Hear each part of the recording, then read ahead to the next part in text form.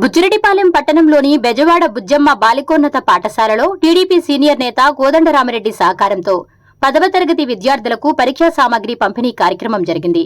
ఈ కార్యక్రమంలో తహసీల్దార్ అంబటి వెంకటేశ్వర్లు, ఎంఈఓ దిలీప్ కుమార్ ముఖ్య అతిథులుగా పాల్గొని విద్యార్థులకు పలు సూచనలు చేసి పరీక్షా సామగ్రిని అందజేశారు.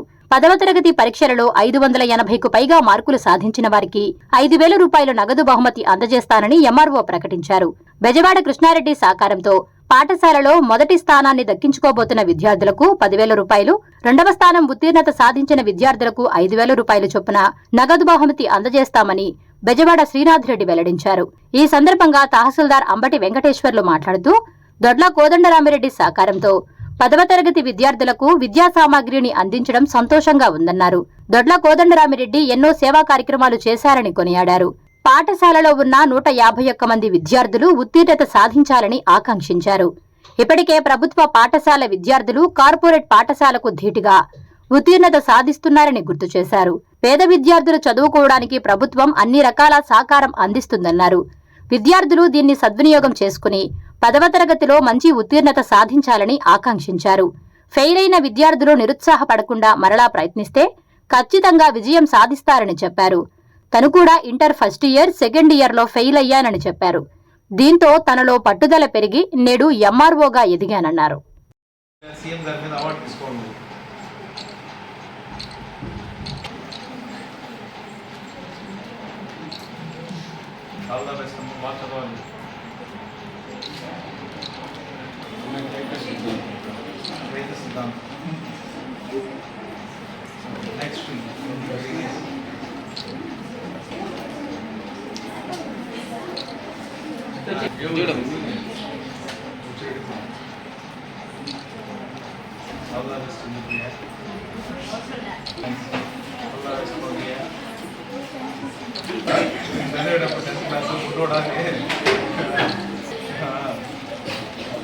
చాలా ఆనందపడ్డాడు.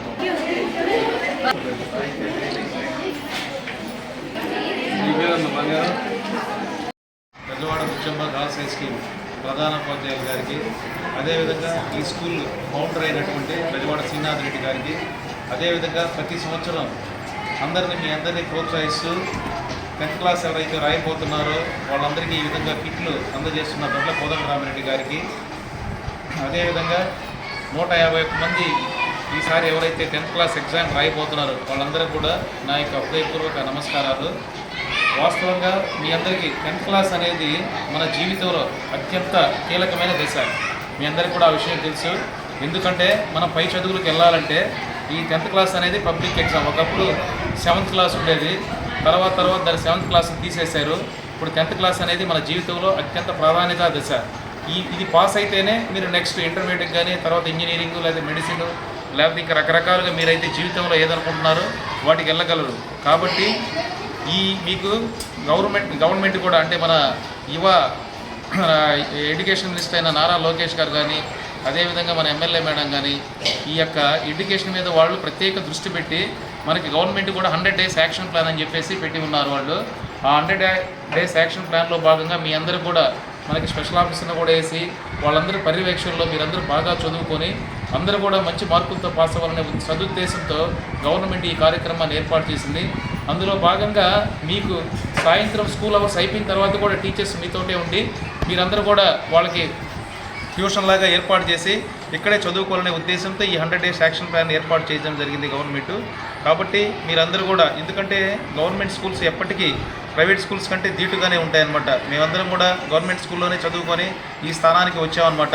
కాబట్టి మీరు ఎవరు కూడా మేము ప్రభుత్వ పాఠశాలలో చదివాము, మేమంతా కూడా తెలివి తక్కువ వాళ్ళని ఎవరు అనుకోవద్దు. ఎందుకంటే ప్రభుత్వ పాఠశాలలో ఎవరైతే చదువుతారో వాళ్ళకి చాలా ఎక్కువ బ్రెయిన్ ఉంటుంది. ఎందుకంటే మనం పుట్టినప్పుడు భగవంతుడు అందరికీ ఒకే బ్రెయిన్ ఉంటుంది, కానీ దాన్ని మనం వినియోగించుకునే దాన్ని బట్టి మనం ఏమవుతామనేది తెలిసి ఉంటుంది.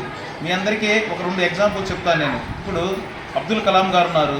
ఆయన ఏం చేసేవాడు, ఎక్కడో చెన్నైలో రామేశ్వరం దగ్గర ఆ రామేశ్వరం పట్టణంలో ఒక పేపర్ వేసుకునేవాడు సైకిల్ మీద. అలాంటి వ్యక్తి మనం ఈరోజు ప్రపంచ గర్వించదగ్గ క్షిపణులు, అంటే భారతదేశం ఈరోజు మనం ఈ యొక్క క్షిపణ రంగంలో ఇంత ముందుకు వెళ్తున్నామంటే కేవలం ఆయనే. కానీ అలాంటి వ్యక్తి మళ్ళీ రాజకీయాలకు అతీతంగా మన భారతదేశానికి రాష్ట్రపతిగా అందరూ కావాలని ఎన్నుకున్నారనమాట ఆయన్ని. అంటే చూడు, ఒక ఎక్కడో రామేశ్వరంలో పుట్టిన ఒక చిన్న మనిషి ఆ స్థాయికి రాగలిగాడు. ఎలా రాగలిగాడు? కేవలం ఆయన చదువు వల్లే రాగలిగాడు అనమాట. కాబట్టి నేను అందరికీ చెప్పేది ఏంటంటే, చదువుకి ఎప్పుడు కూడా పేదరికం అనేది మనకి అడ్డు కాదనమాట. కానీ మీరు కష్టపడి చదువుకుంటే, ఇప్పుడు ఇంకా ప్రభుత్వం అయితే మేము చదువుకునే రోజుల్లో ఇవన్నీ ఉండేవి కాదనమాట. ఇప్పుడు మీకు ప్రభుత్వం మంచి చక్కగా యూనిఫామ్ ఇచ్చింది, షూస్ ఇచ్చింది, బెల్ట్ ఇచ్చింది, బ్యాగ్ ఇస్తుంది, మధ్యాహ్నం భోజనం పెడుతుంది. అదేవిధంగా మళ్ళీ మీరు స్కూల్లో 4-4:30 ఆ టైంలో ఉంటే మళ్ళీ తినడానికి ఏదన్నా ఇస్తుంది. ఇవన్నీ ఇస్తున్నారు కాబట్టి మీకు ఇంకెక్కడ మళ్ళీ అదేవిధంగా మనకి అత్యంత మెయిన్ ప్రోగ్రామ్ తల్లికి వందనం అని చెప్పేసి ప్రతి సంవత్సరం 15,000 రూపాయల డబ్బులు కూడా ఇస్తుంది మీ అందరికీ.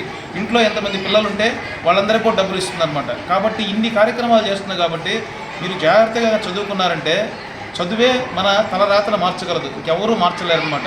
మీరు కష్టపడిగా చదువుకుంటే మీ భవిష్యత్తుని మీరే మార్చుకుంటారు.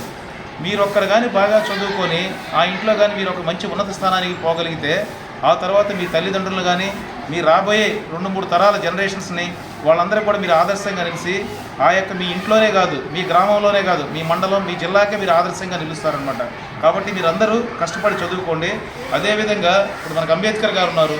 ఆయన పాపం ఎక్కడో అత్యంత పేద కుటుంబంలో పుట్టి కనీసం వాళ్ళు చదువుకునే రోజుల్లో కరెంటు కూడా లేని స్థాయి నుంచి ఈరోజు ఒక ప్రపంచ మేధావిగా ఉన్నాడు అనమాట అంబేద్కర్ గారు కూడా.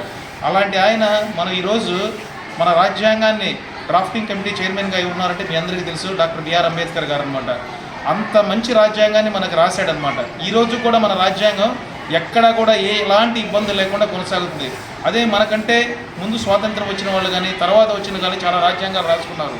కానీ ఆ రాజ్యాంగాలన్నీ కూడా కుప్పకూలిపోయి ఆ దేశాల్లో ఎన్నో, అంటే మన పక్కనే మన పాకిస్తాన్ చూస్తున్నాం, శ్రీలంక చూస్తున్నాం, బంగ్లాదేశ్ చూస్తున్నాం, వీళ్ళందరూ కూడా చూడు ఎలా ఇబ్బంది పడుతూ ఉన్నారు.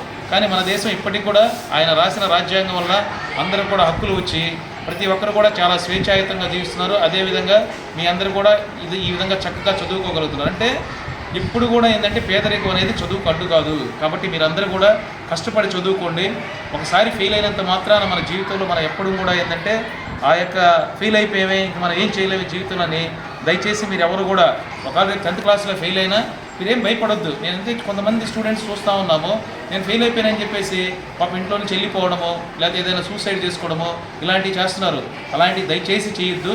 ఎందుకంటే ఇప్పుడు ఫెయిల్ అయ్యాము, ఏముంది నెక్స్ట్ రాస్తాం, మళ్ళీ నెక్స్ట్ రాసిన తర్వాత ఖచ్చితంగా మీరు పాస్ అవుతారు.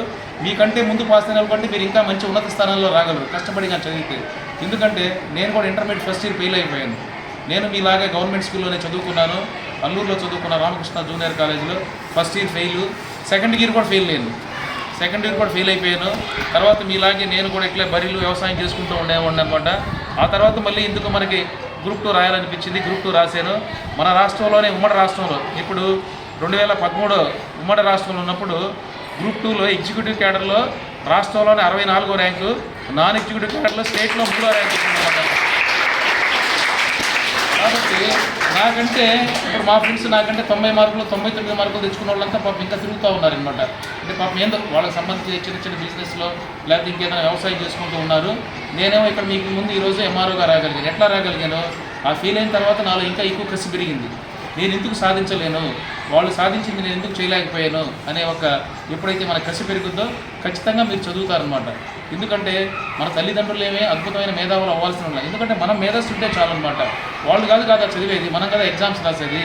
కాబట్టి మీరు మంచి చక్కటి టీచర్స్ ఉన్నారు ఇక్కడ మనకి. గవర్నమెంట్ స్కూల్స్ అంటే వాళ్ళందరూ కూడా పాపం డిఈడి రాసి డిఎస్సి రాసి అహోరాత్రులు శ్రమించి ఒక కాంపిటేటివ్తో సెలెక్ట్ అయ్యి వచ్చిన టీచర్స్ ఉంటారు ఇక్కడంతా కూడా.